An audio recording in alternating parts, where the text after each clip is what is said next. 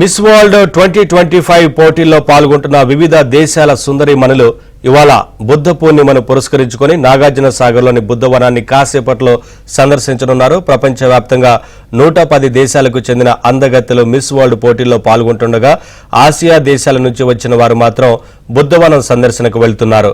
బౌద్ధ మతంపై విశ్వాసం, బుద్ధుని చరిత్ర తెలుసుకోవాలనే ఆసక్తి గల 30 దేశాలకు చెందిన మిస్ వరల్డ్ పోటీదారులు బౌద్ధ థీమ్ పార్కులోని స్తూపంలో బుద్ధుని విగ్రహాల చెంత జరిగే ఆధ్యాత్మిక కార్యక్రమంలో పాల్గొంటారు. ప్రత్యేకించి ఆయా దేశాల ఆచారాలు, సంప్రదాయాల ప్రకారం ప్రార్థనలు నిర్వహించనున్నారు.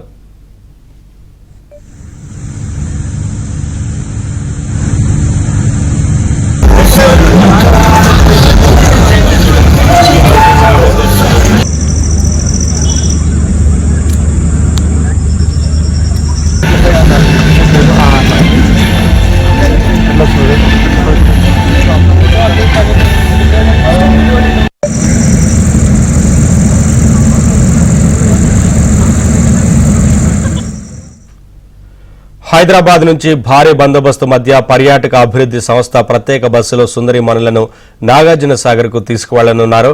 మధ్యలో నల్గొండ జిల్లా చింతపల్లి సమీపంలోని అతిథి గృహం వద్ద కొంతసేపు ఆగుతారు. అక్కడ పర్యాటక సంస్థ విజయ్ విహార్ లో కొంతసేపు విశ్రాంతి తీసుకుని ఫోటో సెషన్ తర్వాత అక్కడి నుంచి నేరుగా బుద్ధవనం చేరుకుంటారు. లంబాడా కళాకారులు మిస్ వరల్డ్ ప్రతినిధులకు సంప్రదాయ నృత్యంతో స్వాగతం పలుకుతారు.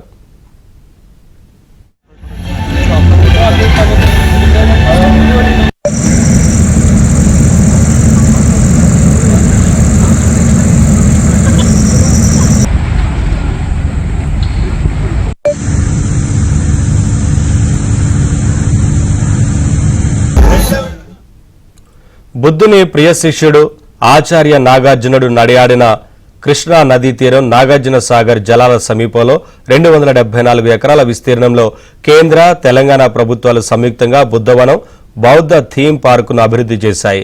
ఇక్కడ బుద్ధుని జీవితం, బోధనలు, బౌద్ధ కళ, సంస్కృతిని ప్రదర్శించే పలు నిర్మాణాలు పూర్తి చేశారు.